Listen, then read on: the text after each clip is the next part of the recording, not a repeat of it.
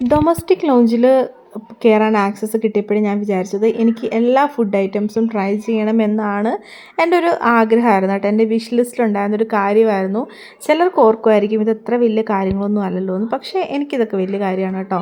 ഒരു ഗ്രേപ്പ് ജ്യൂസും ചിക്കൻ സാലഡൊക്കെ ആയിരുന്നു ആദ്യം എടുത്തിട്ടുണ്ടായിരുന്നത്. രണ്ടാമത്തെ പ്ലേറ്റിൽ ഞാൻ എടുത്തത് ഒരു നാനും പിന്നെ പനീറിൻ്റെ ഒരു ഗ്രേവിയും ചിക്കൻ ഉണ്ടായിരുന്നു, ചിക്കൻ്റെ ഗ്രേവി, പൊട്ടറ്റോ വെഡ്ജസ് ഉണ്ടായിരുന്നു, നമ്മുടെ ഫിഷ് കറി ഉണ്ടായിരുന്നു, കേരള ഫിഷ് കറി. അത്ര ഒരു ടേസ്റ്റ് വരത്തില്ല എങ്കിലും ഫിഷ് കറിയൊക്കെ കാണുമ്പം എന്തോ ഒരു സമാധാനമായിരുന്നു കേട്ടോ.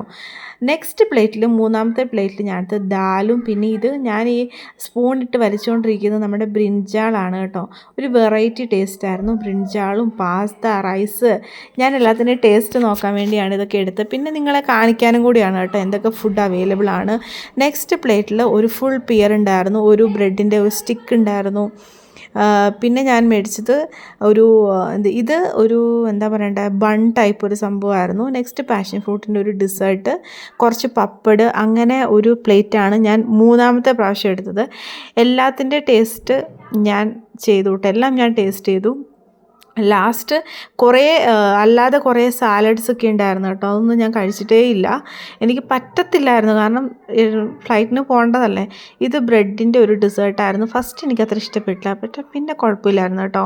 നെക്സ്റ്റ് ആപ്പിളിൻ്റെയും നമ്മുടെ ആപ്പിളും വാൾനട്ടും കൂടിയുള്ള ഒരു കേക്കായിരുന്നു, അതും സൂപ്പറായിരുന്നു കേട്ടോ.